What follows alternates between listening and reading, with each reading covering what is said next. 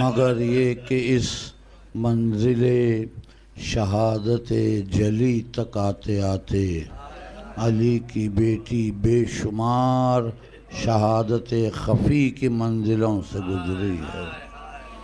شہادت خفی جہاں دل پارا پارا ہو جائے، روح مجروح ہو جائے، جس ترتیب سے آپ نے مرثیے سنے، دو جملے عرض کر کے زحمت تمام کروں۔ بانی مجلس کی خواہشیں ہوتی ہیں۔ بڑی کم سن تھی شہزادی، ابھی چند ہی برس کا سن تھا کہ اپنے نانا کو زہر کے اثر سے 3 دن 3 رات تڑپتا ہوا دیکھا۔ لمحہ لمحہ ہمارا رسول شہید ہو رہا تھا۔ فاطمہ بھی دیکھ رہی تھی، کم سنی میں حسن و حسین و زینب ام کلثوم بھی دیکھ رہی تھی۔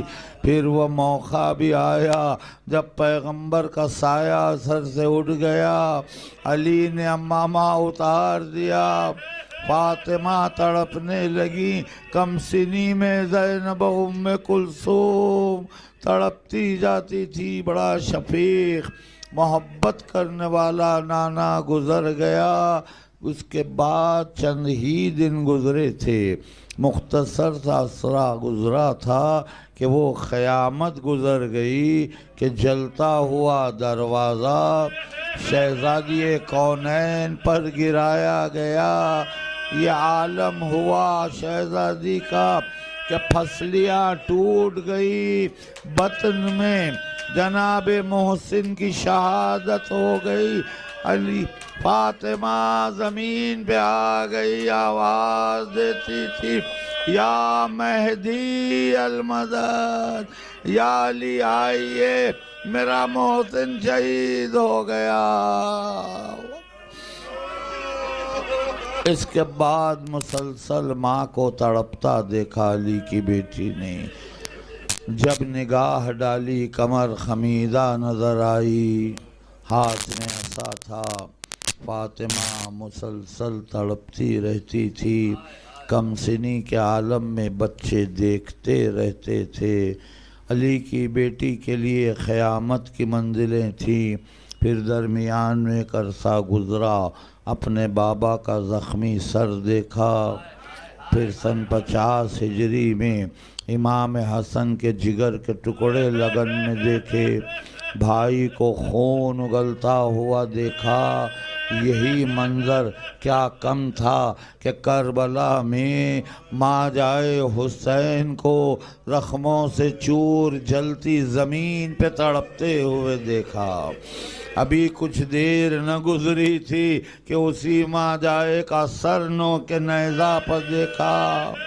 11ویں محرم کی صبح جلتی زمین پر زخموں سے چور لاشیں بے سر دیکھا۔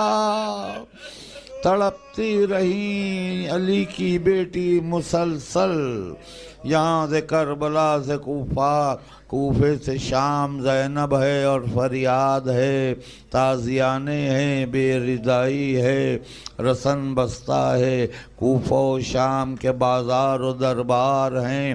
ان سب منزلوں سے گزر کے زندان میں آئی تو قیامت کی گھڑی آئی۔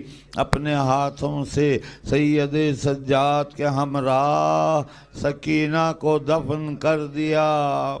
رہائی ملی، عالم غربت میں بھائی کا چیلم کر کے وطن آئی تو نانا کے مزار پہ فریاد کی، ورم ہے شانوں پا، دکھتے ہیں استخوان نانا، یہ میرے بازو پر رسی کے ہے نشان نانا۔ اماں کی خبر پہ آئیں تو کہا، اماں بازاریوں میں شور یہ ہوتا تھا 400، بیٹی علی کی زینب دلگیر آئی ہے، ارے دیکھو چلو حسین کی ہمشیر آئی ہے۔ مدینہ آ کر فرائض انجام دینے کے بعد علی کی بیٹی بھائی کے ماتم میں مصروف تھی کہ ظالموں کو یہ بھی گوارا نہ ہوا کہ سید سجاد و جناب زینب ماتم کے ساتھ آنسوؤں کے ساتھ دن گزاریں۔ ظالم نے امام کو بلایا، جناب زینب ہمراہ ہوئی، کہا میں اپنے لال کو تنہا نہ چھوڑوں گی۔ یہ مختصر تھا قافلہ جب سرزمین شام پہ پہنچا تو اس باغ میں قیام ہوا جو پہلے سفر میں ہوا تھا، اور وہی باغ میں شہزادی کا آج مزار بھی ہے، وہ پہلے باغ تھا۔ وہاں پر جب قیام ہوا تو وہ دور وہ زمانہ یاد آیا جب کوفے سے شام آئے تھے، اس باغ میں ٹہرے تھے تو یزید نے خوشیاں منائی تھی، اہل حرم بے ردائی کے عالم میں بیٹھے تھے، اطراف درختوں پر شہداء کے سر رکھے گئے تھے۔ اب زینب کو وہ غربت وہ زمانہ یاد آیا، تڑپتی تھی کہ ہائے کیا پھر میرے سر سے ردا لی جائے گی، کیا پھر سے میرے بازو میں رسن بندھے گی، کیا پھر مجھے دربار میں جانا پڑے گا، یہ کہہ کے تڑپ رہی تھی کہ وہ درخت نظر آیا جس پہ حسین کا سر رکھا تھا۔ بھائی کی غربت یاد آئی تو درخت سے لپٹ کے رونے لگی، کہتی تھی ہائے حسین، ماں جائے حسین۔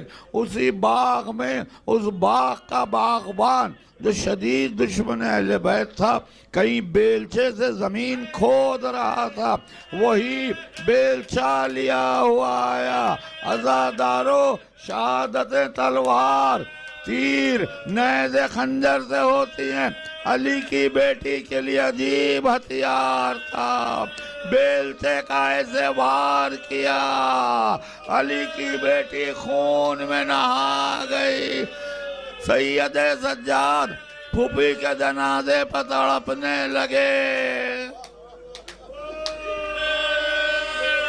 کیا غربت ہے بیمار امام کی، مسلسل خبریں بناتے رہے، کربلا میں خبر بنائی، شام میں آئے سکینہ کی خبر بنائی، مدینے میں ساری بیبیاں جناب رباب، جناب ام کلثوم، جناب ام البنین سب کی خبریں بنائیں، شام آئے تو اب یہاں پر بھی خبر بنانا ہے، پھوپھی کا جنازہ رکھا ہے، خبر تیار کر دی۔ اب جب پھوپھی کے جنازے کو ہاتھوں پر لے کے خبر میں لٹا رہے تھے، علی کے ہاتھ بلند ہوئے، آواز آئی میرے لال، لاؤ میری امانت کو میرے حوالے کرو۔